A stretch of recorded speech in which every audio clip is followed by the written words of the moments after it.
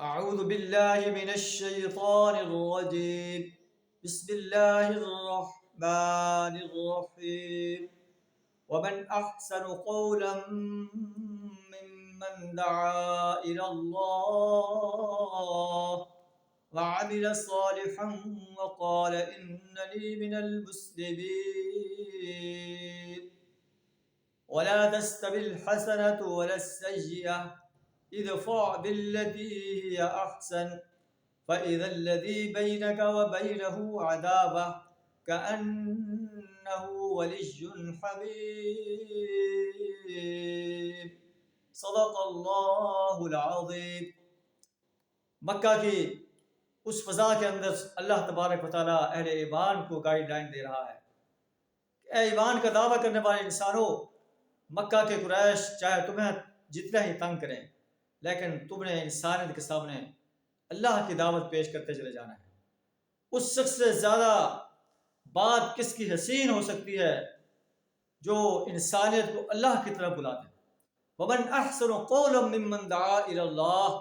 اس شخص کی بات سے اچھی بات اور کس کی ہو سکتی ہے جو اللہ کی طرف بلاتا ہے کہ ایک اللہ کی بندگی کرو، ایک اللہ کی پرستش کرو، ایک اللہ کی اطاعت کرو، ایک اللہ کی غلامی اختیار کرو، ایک اللہ کو پکارو، ایک اللہ سے دعائیں مانگو، اور اس کے ساتھ ساتھ عمل صالحہ، عمل صالح بھی کرتا ہے. صرف دعوت نہیں، دعوت کا ایک بہترین نمونہ پیش کرو. اور وہ کہتا ہے اننی من المسلمین، بے شک میں مسلم انسانوں میں سے ہوں، اللہ کے فرمانبردار انسان میں سے. اور فرمانبرداری کی جھلک جو ہے اس کے کردار سے محسوس ہو رہی ہے. وَلَا تَسْتَوِي الْحَسَنَةُ وَلَا السَّيِّئَةُ. نیکی اور برائی برابر نہیں ہو سکتے. ادفع باللتی ہی احسن. اگر کوئی تمہارے ساتھ برا سلوک کرتا ہے تو اس کے ساتھ اچھا سلوک کرو. تم دیکھو گے کہ بہترین سلوک کرو. تم دیکھو گے کہ تمہارے درمیان اور جس کے درمیان دشمنی ہے کہ انہ ولی حمیم، وہ تمہارا جگری دوست بن جائے گا. اور یہ چیز نصیب نہیں ہوتی مگر ان انسانوں کو جو صبر کرنے والے ہیں. وما یلقاها الا ذو حظ عظیم.